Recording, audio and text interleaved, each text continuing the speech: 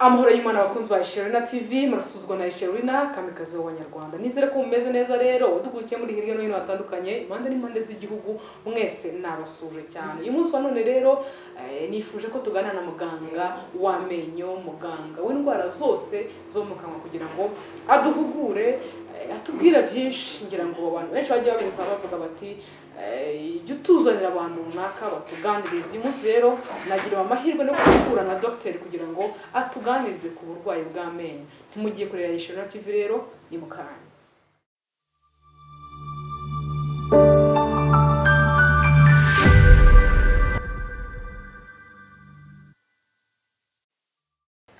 Dogiteri rero ndabakiye muri studio za Sherina TV. Kuri Sherina TV turi umuryango mugari. Ndagira ngo noneho utangiye wibwira abakunzi ba Sherina TV bakubonye bwa mbere bamenye ko turi nande. Murakoze. Nitwa Munyembaraga Fabien.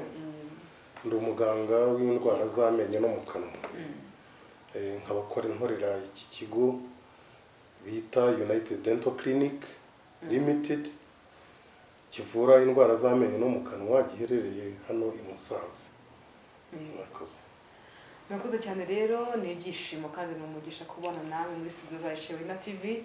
Ndabizi neza ko ibibazo mfite ndaza gusobanukirwa ndetse n'ibyo bantumye ngo mbabarize nabyo biraza gusobanuka. Ngira ngo hari nabo turi burangire ibitaro bagomba kuza kwivurizamo kugira ngo bwa burwayi bw'amenyo bwabo bukire. Hanyuma rero twihuse ndagira ngo dutangire ku ryinyo nyirizina. Tubwire se iryinyo riba mu kanwa, yego twese turabizi, ariko se nanone uburwayi bw'iryinyo rushobora kwataka iryinyo gute? Iryinyo rirwaye rirangwa n'iki? Mbese udusobanure kuri iyo ndwara y'amenyo kugira ngo abakunzi ba Sherina TV babyumve banabimenye neza banyikirwe kurushaho. Ndatangira mvuga ahantu amenyo atuye.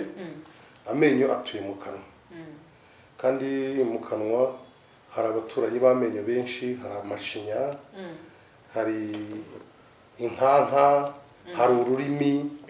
Ibyo byose ni abaturage batuye mu kanwa. Iryinyo rero kugira ngo rirware mu kanwa, ubundi akanwa tugafata nk'irembo ry'ubuzima. Kubera iki? Niho ibidutunga, ibitunga umubiri w'abantu, niho byose binyura. Muri uko kuhanyura rero hari ibisigara hagati mu menyo, kuko amenyo niyo abitapfuna. Ibyo bisigara mu kanwa iyo udahise ubikuramo bikarara mu kanwa, urabizi ko nijoro cyane cyane nta macandwa bari mu kanwa. Icyo gihe mikorobe ziba mu kanwa zibona umwanya wo guhindura bya biryo byasigaye mu kanwa byuzuyemo amasukari, bikabihinduramo ya sukari igahinduka aside. Iyi aside rero ikaba ishobora kugira uruhare mu kumunga iryinyo. Bitafata umunsi umwe ibiri, niyo bya myaka 5 ukazajya kumva utangiye gutonekara, ariko biba byaratewe no iryinyo riba ryaragiye ricukuka kugera mu bipande bibabara by'iryinyo. Iryinyo rigira ibice bitatu. Hari igice cy'inyuma cyitwa email, hakaba igice cyo hagati cyitwa dentine na parupe y'imbere. Iyo rero bitangiye kugera muri dentine nibwo ujya kumva watapfuna ukababara. Icyo gihe iryinyo riba rigifite igaruriro, kubera ko tuba dushobora kurihoma. Iyo rero bigeze igihe iryinyo rikurya byizanye uryamye nijoro, hariya biba bikomeye, no kubivura biranahenda. Ni ngombwa rero ko umuntu yirinda kurara adakuye ibiryo mu kanwa. Ni ikosa cyane ko ku manywa ho tuba dufite amahirwe y'amacandwa. Noneho ku rundi ruhande amashinya nayo ashobora kurwara. Hari uruvange rw'ayo masukari n'ibiryo byasigaye mu kanwa rwivanga n'amacandwa. Ibyo bigafata ku menyo. Iyo bifashe ku menyo rero ntago wakwiborosa rimwe umaze iminsi 2 ngo bishireho. Bimwe bigenda bicumbikira ibindi, ukazasanga umuntu afite uruhumbu ku menyo bitwikiriye n'amashinya. Rimwe na rimwe wibazaho ubona umuntu ariye umuneke, yaruma ku muneke akava amaraso. icyo gihe rero ni amashinya aba arwaye. Ubwo ni ku rundi ruhande. Urwa mbere twabonye ko ubabara mu ryinyo, haba utapfuna ukababara cyangwa se uryamye nijoro iryinyo rikakubuza ibitotsi. Biterwa n'igice rero kigezemo uburwayi bw'iryinyo. Ni uko amenyo arwara biturutse ku masukari asigara mu kanwa y'ibyo twariye. Murakoze cyane, ngira ngo abakunzi ba Channel TV badukurikiye bamaze gusobanukirwa uburyo ki iryinyo rirwara. Hanyuma rero hari n'ikindi kintu gikunda kubaho, ngira ngo sosiyete abantu benshi ntabwo baramenya neza ubusanzwe se iryinyo ririca bigenda gute. Uburwayi bw'amenyo barajya gufata nk'aho ari indwara isanzwe. Sinzi rero kuva nabaho navuka ntabwo ndumva umuntu iryinyo ryishe. Muraza kudusobanurira kugira ngo ese iryinyo uburwayi bw'amenyo ushobora gutuma umuntu ajya no ku rupfu?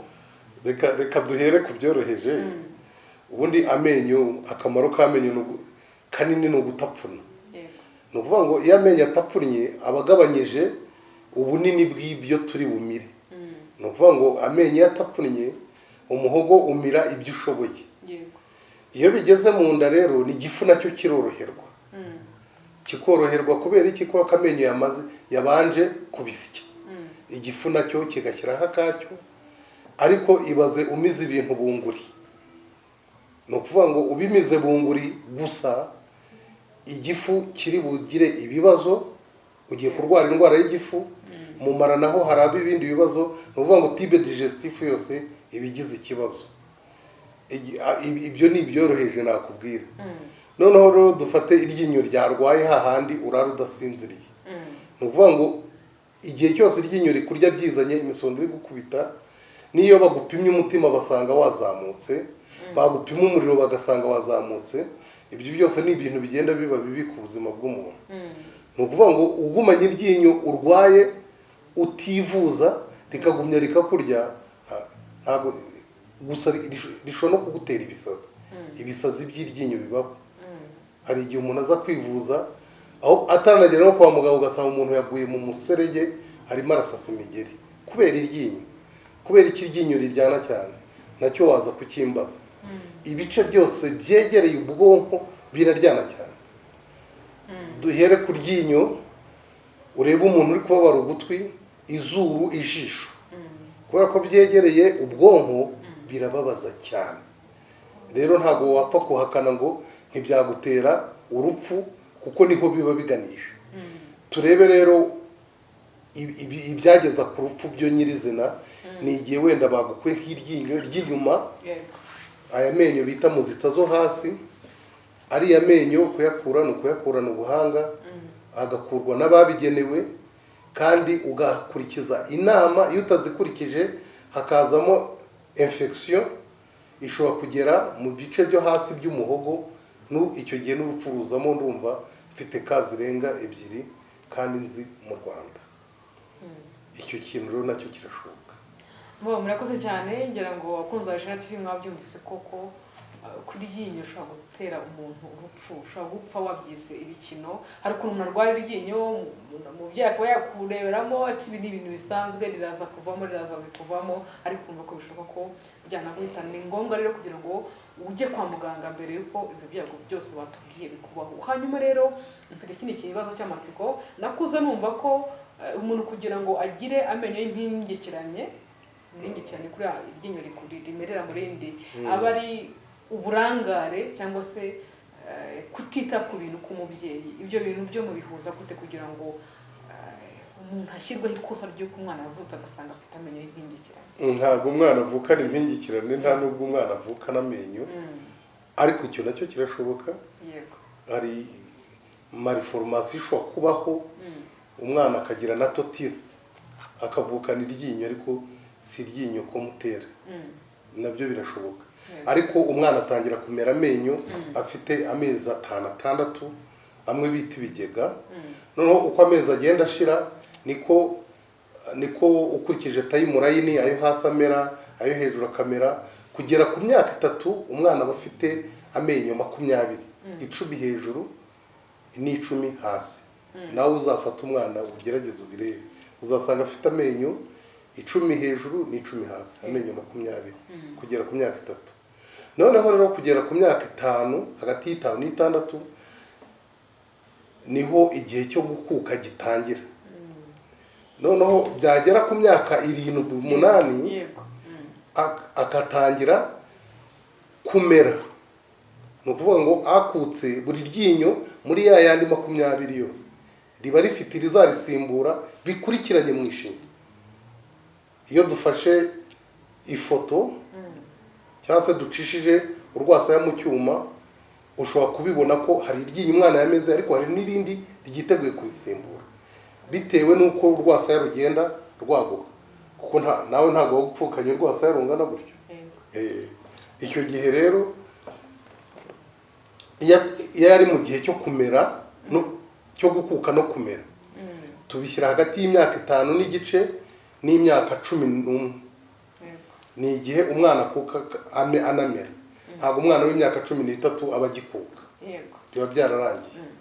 Muri cya gihe rero hagati y'itanu n'igice na 11 niho umubyeyi utitaye kureba niba amenyo yakutse umwanya yasize ayazayasimbura azajyamo. Iyo atabyitayeho hari ishobora kumerera imbere, kuzarigarura bikamugora.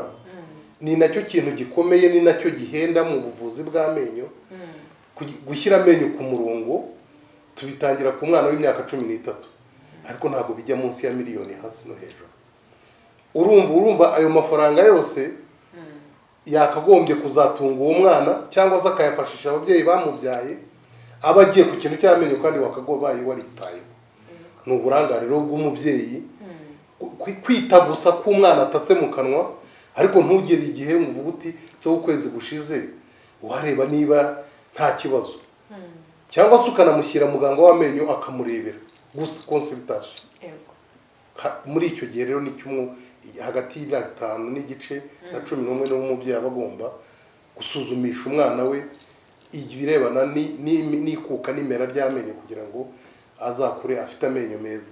Ibitabaye ibyo biba bizamuhenda kuyashyira ku murongo, cyane cyane nkamwe b'abakobwa ibibazo ufite impingikirane, umuntu akora akagira ngo ni ikigori ufite mu kanwa. Ugasanga rero iyo biguteye isoni wikora ku ikofi ukagenda bakabushyiramo bya byuma byashyira ku murongo. Bishatse kuvuga ngo ziriya appareil zishyirwamo bitewe n'imyaka umuntu afite, zitangira kuri 13. Ubwo ni miliyoni n'ubundi cyangwa ni miliyoni hasi no hejuru. Oh my goodness. Ababyeyi ni ukuri amafaranga menshi ari muri revare y'igihe kinini mu byiteho kugira ngo abana banyu mubakorere check up kugira ngo bizagende neza y'amenyo nyine turi kurwanya amerera mu yandi ntibikabe ku mwana wawe. Hanyuma rero Dr. nanone twakoranye ibyizere cyane, ndabariza abantu benshi bakurikiye Sherina TV, twakuranye morale batubwira ko nyine wagize amahirwe make yo kuvukana amenyo y'umuhondo, nako ntago mvukana amenyo y'umuhondo sorry. Yes, kwa kundi nyine ukura ugasanga ufite amenyo y'umuhondo kandi nyamara amenyo akagombye kuba asa umweru, kandi koko niyo umwana akuze kwa kundi atangira kumera amenyo basa umuhondo, I mean basa white cyane, basa umweru byatari. Noneho ugenda ukura rero ugasanga amenyo yawe usanze agenda aba umuhondo. Rero nk'abantu bakoresha internet cyane bijya kuri YouTube ugasacinga bahita bakwereka ibintu byinshi, bavuga bati ni ikihe kintu wakora kugira ngo amenyo yawe abe umweru, bafite imiti yindi yakataraboneka. Ese birashoboka koko umuntu ufite amenyo y'umuhondo ashobora gukoresha imiti runaka, ashobora kumuha ubuvuzi runaka amenyo akaba yasa umweru? Uraza no kutubwira noneho ni ikihe kintu gishobora gutuma y'amenyo yari umweru bw'umuhondo. Nakoze cyane. Biterwa n'ibintu byinshi.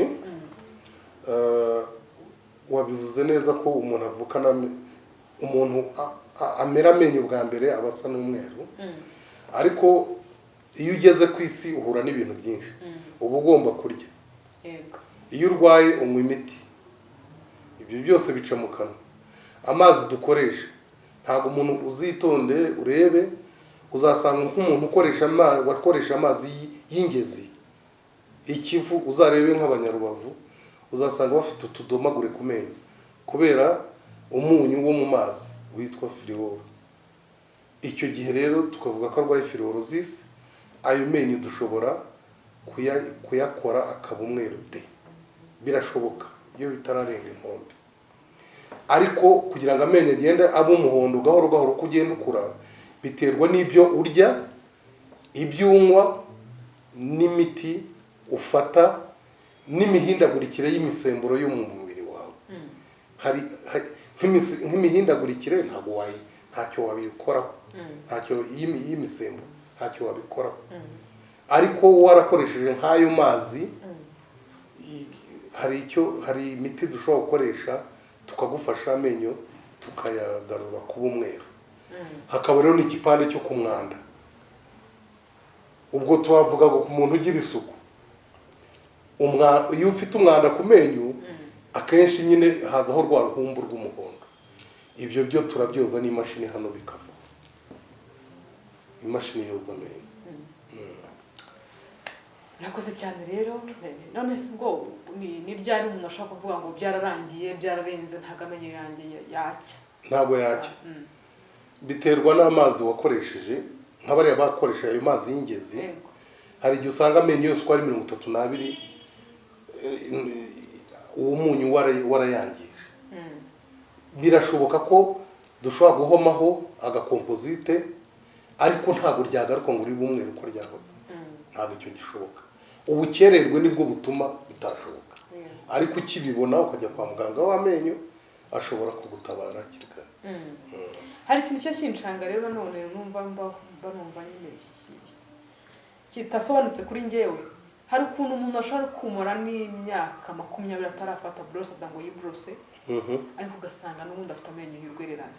Uwo muntu we abaye hate byaragenze gute kugira ngo agira ayo mahirwe yo kumva ko nta buryo urakoze, buryo ureba inyuma gusa, ariko urebye ahangaha cyangwa ukareba mu bijigo hirya mo imbere, utarebye gutya inyuma gusa wasangamo ibindi bindi.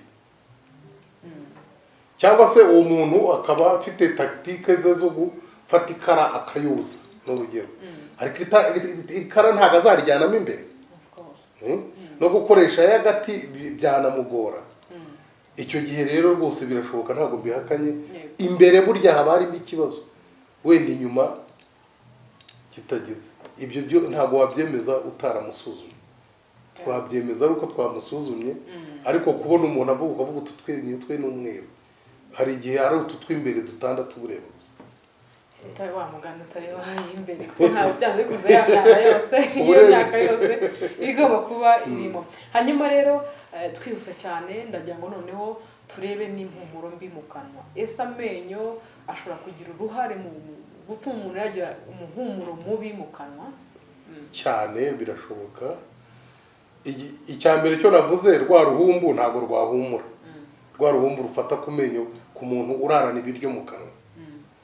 Icyo ni icyambere. Icya kabiri, dufate nk'iryinyo ryacukutse ririmo umwobo.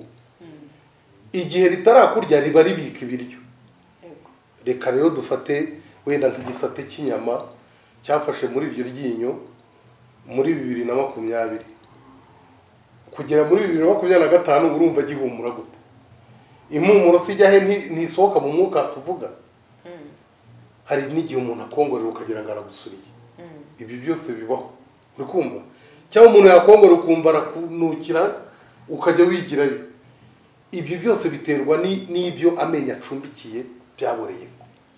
Ni ngombwa ko abantu bimenya, kandi kubwira umuntu ngo sorry urimo uranuka mu kanwa, uzi ko icyo kinyabupfura ntabwo kibaho. Ntabwo bibaho. Ngira ngo niyo yaba ari umudamu we cyangwa umugabo wawe, kumbwira ngo uranuka biragoye. Hari abujya ubona umugabo n'umugore ugasanga rimwe umugore afite utwinyo twiza, umugabo afite uruhumbu mu menyo, kandi agatinya kubimubwira. Eko wowe none uzabimubwira. Nzabimubwira. Isobanukiye cyane, nzabimubwira. Ngo urakoze cyane rero, noneho ndagira ngo umpere message, umpere ubutumwa kunza Shira TV n'ababyeyi bafite abana bato, amukurikirane ku buryo umwana agomba gukura neza, agakurana amenyo y'urwererane nyine ameze neza cyane. Agomba gukora iki, yakurikirana iki kugira ngo wa mwana we nyine azakura afite amenyo mazima arasa neza. Reka twihereho kuki tuvuga abana twe ababyeyi ni inshingano zo kure umwana agitangira kumera amenyo, umumama akamenya ko azajya ashaka agatambaro keza gafuze akamuhanagurira amenyo byibura ataragira imyaka 3. Iyo agize imyaka 3 atangira kumugurira akaroso keza, umwana agatangira kuborosa kuko abafite noneho y'amenyo 20. Iyo ni inama ya mbere ku bana. Ni ukuvuga ngo bwahanagura iki twa turyo tworoheje abamuha n'amashereka byose akashyiraho utuzi akayahanagura. Noneho yagira imyaka 3 agatangira kumwigisha kwiborosa. Icyo akakimefata nk'inshingano.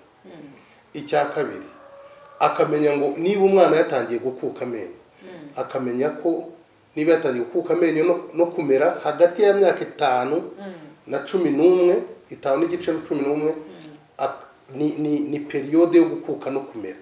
Akajya byibura buri kwezi amushyira umuganga w'amenyo kugira ngo agene uburyo amenyo amwe azajya agenda kuka andi asimburwa akazagira amenyo meza. Yego. Murakoze cyane. Noneho ku bantu bakuru rero, ku bantu bakuru ni ukwisuzumisha. Niba utarisuzumisha ku muganga w'amenyo ubikore kuko ntabwo uzi mu kanwa hawe ko hateye. Ushobora kuba ubona wenda amenyo yawe akeye kumwe navuze ureba imbere utazimo imbere mu kanwa uko hameze, utazi niba ufite iryinyo ryacukutse, utazi niba hari uruhumbu ugira mu kanwa rwafashe, ibyo twita dental calculus, cyangwa utazi niba ufite na muzitsa yitambitse kuko ibyo byose birazahaza. Nicyo nabivuga. Murakoze cyane. Noneho tubijyaniranye n'ikijyanye n'ururimi.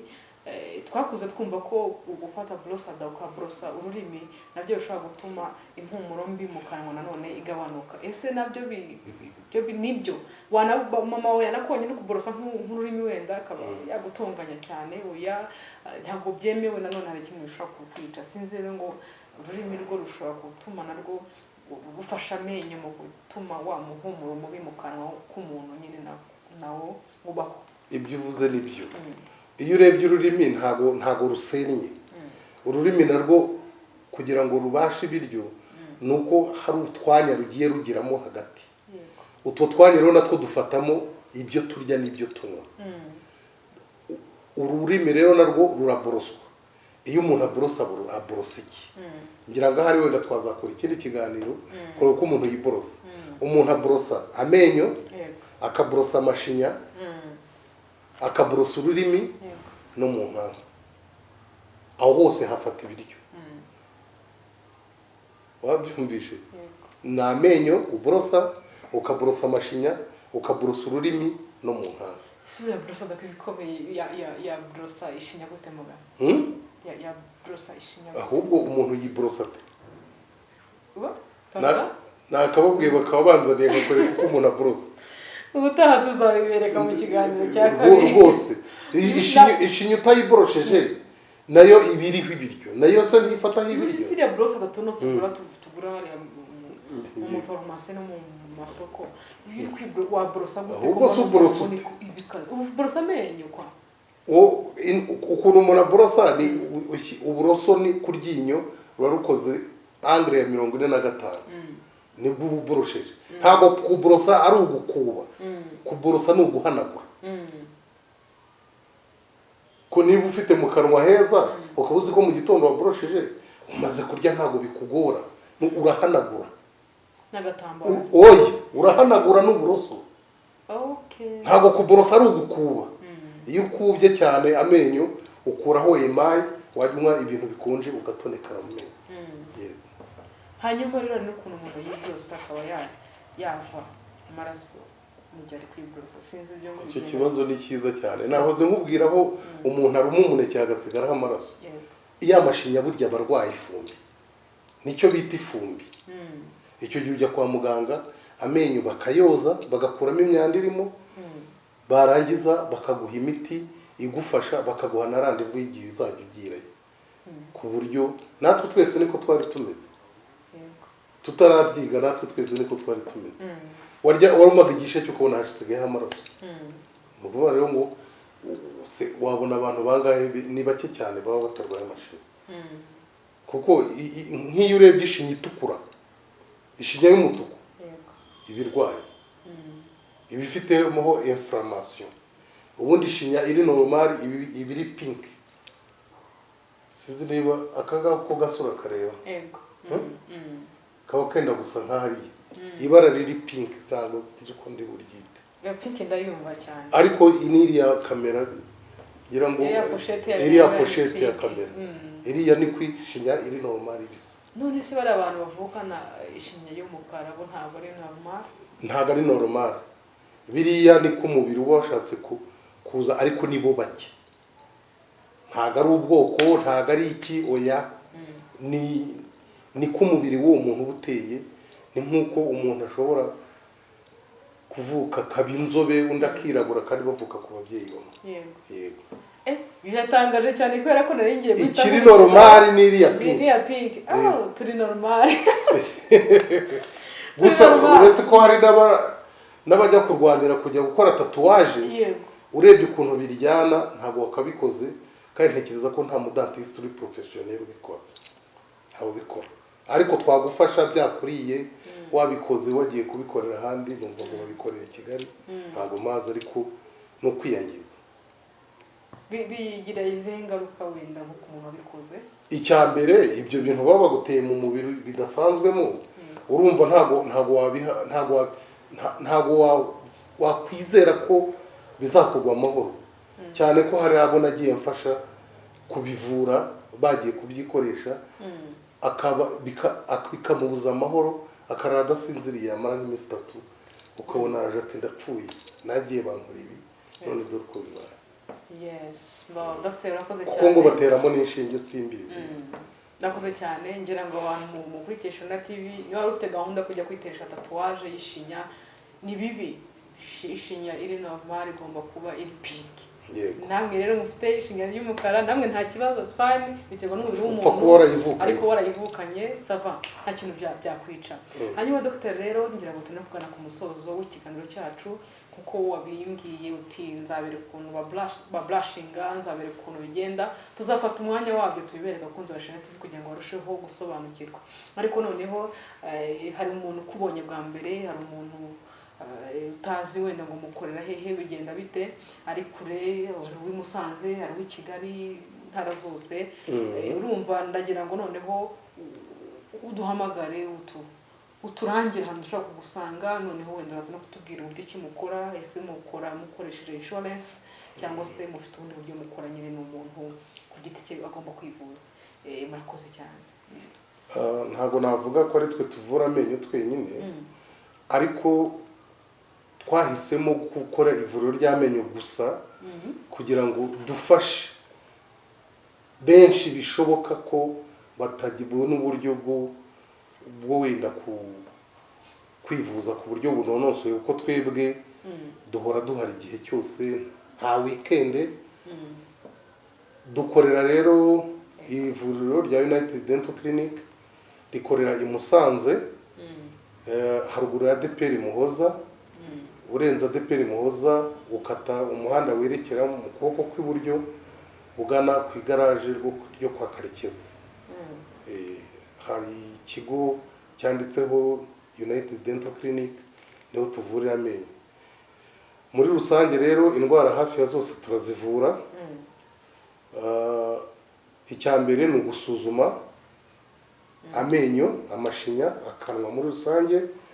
Amenyo turayahoma, amenyo turayoza n'amashinya, ayacitse turayuzuza, ayakutse turayasimbura, dushyira amenyo ku murongo.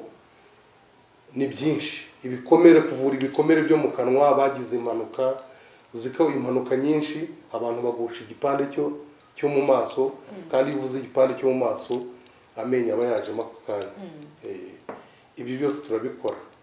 Nimero rero haramutse hagize ukenera kutugeraho yahamagara 078 510 515 5. Ni ya mbere hari n'izindi 078 ibihumbi 7,874 niyo nindi. Waduhamagara yakenera inama, yakenera ubufasha ubwo ari bwo bwose ku burwayi bw'amenyo no mu kanwa turahari. Murakoze cyane.